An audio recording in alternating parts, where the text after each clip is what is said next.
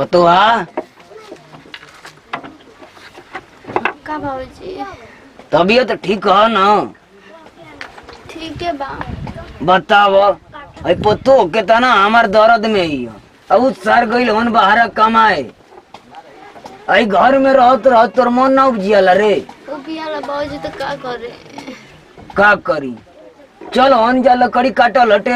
उजके हवा पानी लिया घर में उसाई ले। बताओ हम पूछनी और डॉक्टर आई ले तो कहली कि बाबा तनी अपन पतो के घुमाई फिराई बहरी। तो टहले के कहल ही बड़ी का करे।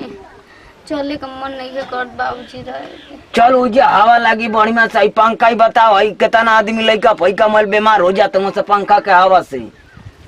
मन थाकल रहता कुछ बुझात नहीं खे का कर।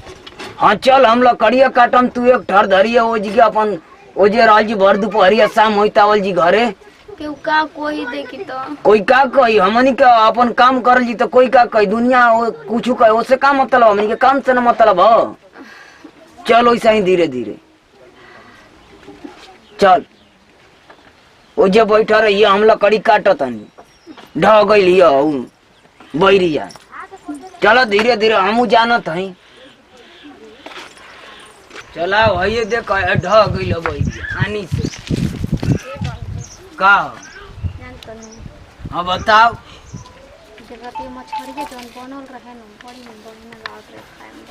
तो महंगा देख महंगा चीज बड़ी बढ़िया लगेला।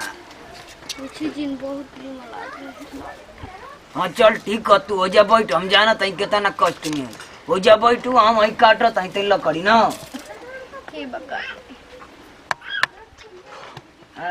एजगे रहल जी भर दोपहरिया बढ़िया से हवा लागत है ना। हाँ हवा लागत बड़ी सुंदर हवा लागत। बैला मोबाइल से फोन वोन खबर उबर करेला कि ना करेला? फोन कइले रहलन लेकिन लोगन कोई ना ड्यूटी पे जातनी काम करे काट देना फोन। हां यार करत रहत ना सामने हजार रुपया ना कष्ट में सरवा के ना जानाई लो एक दो महीना अड़क जेती औरी तो अब पैसा कौड़ी के चिंता ना करत रह चेक डॉक्टरी में अपन चेक करा। ऐसन बात नहीं है दवाइयां और दिन के देने बड़ी मनमनिया नो तो ठीक बाटे। ठीक बा ना? हां हां तो ऐतनी आई रख हम जात हई पानी लिया। बाबूजी जाई पानी लेके। हां कोई आई तो हड़बड़ाई नहीं ना कह दे के चाहिए कि हमारा ई जर जमीन है तो हमारा के बैठ ना सकीला। हाँ ठीक है जल्दी आई।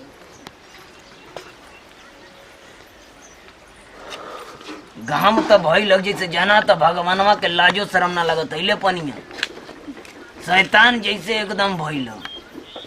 ओकर जितना ज्योति में जना तक याग ना होकर से बेसी तो धरतिया याग देती है। हाँ चंपा कल में चला के लिए आई। अब देख हमारो अब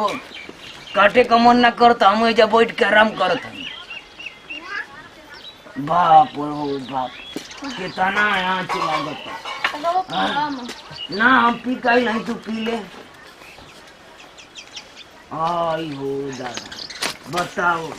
ये कहू लकड़ी उकड़ी ना कटाइले घाम भइल हम शैतान जैसन। केकर लोटवा ह? लोटवा गांव घर के बाप रे घामा लागत न बाबूजी त घामा हवा लागत न तो घामो लागत। बाबूजी का मीठे मीठे पेटा दुखाता तो पानी आना के टाइम से दवाई खा ले आई हमके परेशान में खाली डालता है पेट दुखाता दवाई बीरो बोल ले आई करो से तगड़ा ना तो चल चेक करवा दे। एक बार अल्ट्रासाउंड करा लेती है तो ठीक है रही। हाँ तो चल तो चल शामो हो गई गोरू भैंस के लिए आना पानी मल चलावे के हो। चल ठीक दादा ई साला कौन कॉलेज जुगावे होता था हम अपन आँखी से का देखनी हो साला अपन पतो बगीचा में खूब रोमांटिक बात कर दवाई लदी हो हाई लदी हो पानी होता मछली की अभी में देख अब तो हमारे अपन दोस्त तक तो अपन फोन करेंगे के बढ़ जाना था। अरे वे बुढ़ा बा बाप जन लो के एकदम का साई बा कौन बात तुम में सामने दिल्ली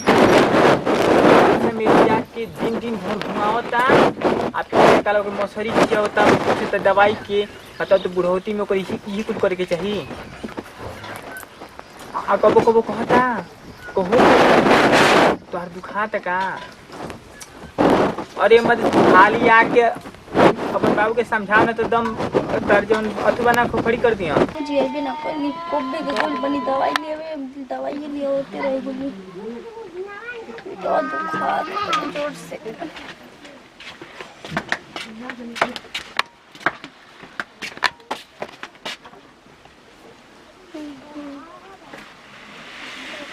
ए नींद ए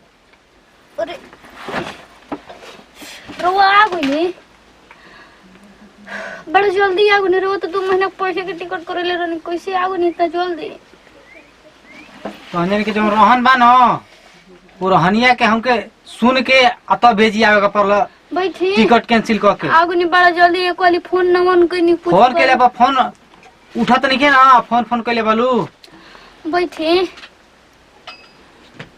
तबीयत ठीक नहीं है का तबीयत ठीक नहीं है बाबू रे कोई नहीं बाबूजी दवाई ले लिया कोई नहीं बाबूजी दवाई लेके आओ तो नहीं बाबूजी पेट दुखात रहे तो कोई बाबूजी काहे के कहतली कहो कि मरद है कि बाबूजी काहे कहतली रे ई का पता नहीं जे उल्टा सीधा रोग का बोला तनी रोग बेशरम जैसा बोले में लाजो नहीं खिलागत लाज लगता लाज लगी तो बाबूजी मत कहू मरद कह दे एक काई कहत हुए करे सरवा फोन ना ऑन कइले डायरेक्ट आ गइले घर में आई का कहतली हम ओकर मरद है रे आय मरद ना होता का हबो आय तोर कहे में लाज शरम लागत केतना हम पर छड़म सरवाई बढ़ियार लगावत कहो बाबूजी कितना उल्टा सीधा बोला ताड़न तू बाहर चल गेलो सारो ओकर पेट दर्द हो हम दवा बीरो ना ला सकिना रे आय तोर कौन कान में फूक देले हो का जाने क्यों टाइम पास अब फोन करके कहता कि तोर बाबूजी आज घर है ना तो कुल पूरी पाक जाई तो का करबे ओने रह के टाइम पास के बाद सुन लेनी तरह विश्वास कर लेनी विश्वास ना साफ है कहता कि हेलो सर तोर में हरारू कई दर्द होकर तो दवा बीरो हम लिया देले हई फोन उठाओ कहना का फोन आइल बा कवनो के फोन होके वो मरी में जाओ चाहे कहीं जाओ सर कहीं काम का छरंग लगाओ तई हमार में हरारू हो कि लड़की ही अरे आय लड़की के बात मत मेहरारू का देखो दिमाग खराब मत कर जा तो हमर रोहन बनो देखी चिल्लाई जी का हाला करतनी एक तो पेट दुखाते रोवा ऊपर से हाला करतनी मार ठीक हो उ ठीक कहत रहल ह उ ठीक कहता कि कहती है कि दर्द होता तो कहता कि तिले पानी पियावता तिले मछली खियावता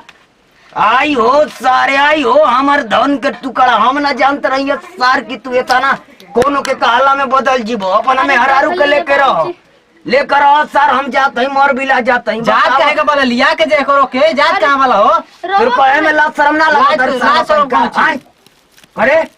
ये एक हम बेटी जानत है तू सरवा उल्टा नवाब सवाब का बकत हुए मल रे तोर दिमाग ठीक हो कि का हो हमार दिमाग ठीक बा टाइम पास का जो जोन बात उ कहले बा ठीक बा उ कहत रे पेट दुखाता तोहरे ढेर मोहते बा हमरा बिना बतैले तू दवाई के लिए देतलो घर में के हो एकरा अलावा के हो तू जानत है कि में हरारू के 2 महीना में डिलीवरी होके वाला तू का कर गेले बाहर कमाए रे सरवा कहीं का ये कुल कहे के हो करे ये हमारे में हरारू ही हो तो लाज शर्म ना लगत है केतना अपना बाप अलंक लगावत है बढ़िया हमारा के एकदम बुरबक बना दबा दोनों झोझो चला जा जा जा ना मजा मारे जा सर तू अपना में हरारू के देख दुख तकलीफ समझा चाहे कुछ करो हम जाते हैं भाड़ में मर बिला जाइए जा ना दीपक हम जाते हैं ए बाबूजी बताओ इस सरवा के लाज बाबूजी का ये कहतली को कि मरद की रुकिया जी की का देखी ज्यादा मत बोली हाथ से बाहर जाते नहीं बेटे बाबूजी झगड़ा लड़ाई मार कल जब होई नहीं हमारा ओकरा से टेंशन ना हो जाए तो हो धनमा ना जा तो देख के लिया के जा तोहर जान मेहरारू नहीं जा जान गइल है बाबूजी सुनी ना हम जाते हैं ये भैया बाबूजी सुनिए हमर अब हमार सुने के कौनो हमार मुंह दिखाए लायक हमके ना छोड़े सर हमार नहीं नहीं तू चल जा आई हो तो ढेर मोदे बना रहे जा बचावा देखी ज्यादा मत बोले फुट फुट ठीक बेटे ढेर बोला तनी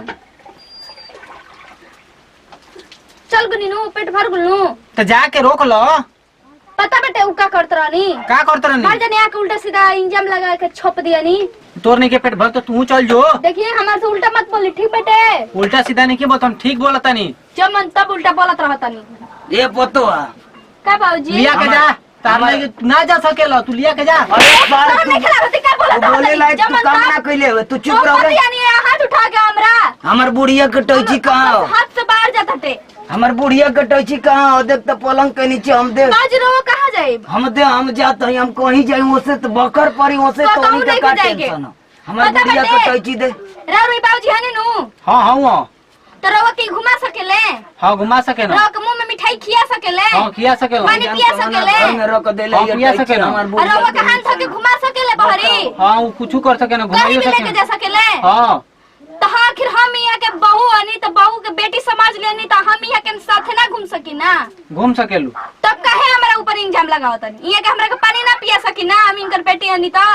आई हो बूढ़ी जरूरी ऐसा बा बहू रही तबे ऐसा न जन्म ना दे देले हो बेटा के हो बूढ़ी हमार जरूरी कौनो बाटे कतरी कि ना तू करी छोड़ले ना हो उल्टा सीधा हो दादा। जाई, गलत इंजाम मुँह तू कर दही। माफ कर दे जाऊं खे बाबू आई माफ करे आई हो बूढ़ी कहाँ हमके अपना संगवा काहे न ले गोइलू हो बूढ़ी मत जा, मत हमके जा, हई बाबू। दसवा देखावे ए तो बाबू। छोड़ दे आलू ए दादा ए बाबू मत जा मत एको करम हमर बाकी ना छोड़ले ये सर हम बताओ दूसरा के काला में पड़ गए दूसरा के साला में पढ़ के दूसरा बताओ बाबू आज दूसरा के कॉल सुन के आवा। हम माने वाला तोर बात ना कुछ दिन कहबे कि हमर में हरारू के रखले वाला तो हम कौना गतरी हम बताओ हम मुंह देखावे लायक ना मान छोड़ले जा बाबू बाबू मान जाता हूँ हमने के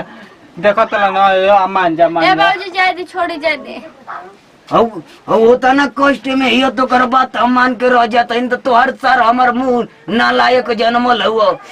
नमस्कार प्रणाम, हम मंजू मौर्य। हमने के वीडियो देखने हम जा हमने के पतोई और ससुर रहनी जा, लेकिन हमने के